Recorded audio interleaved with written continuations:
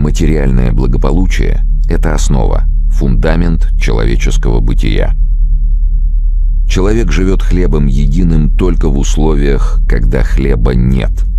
Абрахам Маслоу. Теория иерархии потребностей. 3 человека – A, N и Z – решили, что именно они, как никто другой, достойны счастья и свободы, и ринулись в бой за свои идеалы. Задача обрести финансовую независимость казалась невыполнимой и сложной. Каждый пошел к ее реализации своим собственным путем. Более 10 лет Эй гнул спину на производстве, работая по найму. Он сменил десятки профессий, пройдя путь от чернорабочего до менеджера высшего звена. Его доходы росли, но росли и расходы. А главное, он чувствовал свою зависимость от работодателя. Он не мог наслаждаться жизнью, будучи вынужденным бежать на работу каждое утро. Хотелось ему этого или же нет. Когда в жизнь Эй пришел интернет, и благодаря удачному стечению обстоятельств он открыл для себя мир электронной коммерции, ему потребовалось еще 10 лет, чтобы к 35 годам построить, наконец, свой собственный бизнес. Бизнес в интернете, который сегодня приносит ему порядка 15-20 тысяч долларов ежемесячно, требуя от него самого совершенно незначительных усилий. Эй обрел свой фундамент, став счастливым, самодостаточным и финансово независимым человеком, но потратил на это половину своей жизни.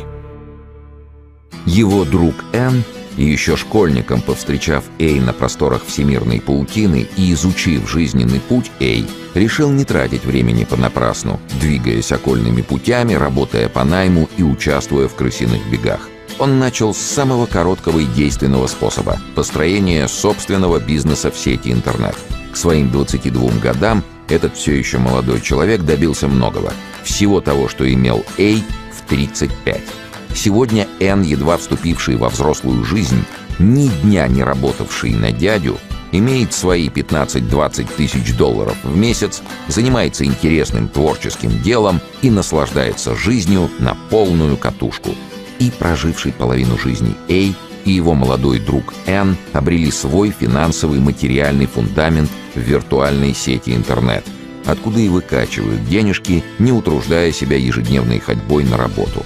Ненастоящая с точки зрения большинства обывателей сеть приносит им вполне настоящие, реальные деньги. Подождите, а что же случилось с нашим героем по имени Зет? Куда он пропал и почему в списке счастливых и финансово независимых людей он не значится? Увы, но Зет не верит в то, что интернет способен приносить деньги. Он, как и 20 лет назад, пробует ковать свое счастье в реале. Он окончил школу, затем институт, после чего получил неплохую должность в какой-то юридической конторе. Живет Зет, как и 20 лет назад, от получки до аванса. Имеет несколько непогашенных кредитов. Раньше снимал квартиру, теперь прикупил собственную комнатку в коммуналке. Есть некоторая уверенность, что ближе к пенсии он сможет таки приобрести однокомнатную хрущевку по ипотеке, что, впрочем, еще далеко не факт. Но в миф о заработках через интернет наш Зет по-прежнему не верит. Тратить свое время на подобные глупости он не намерен, а твердо намерен прожить жизнь, как все, и закончить ее там же, где все, на городском кладбище. Так и не поняв, что жизнь нам дается совсем не для того, чтобы всю ее без остатка отработать на дядю, так и не достигнув даже самой первой цели – финансовой независимости и материального благополучия.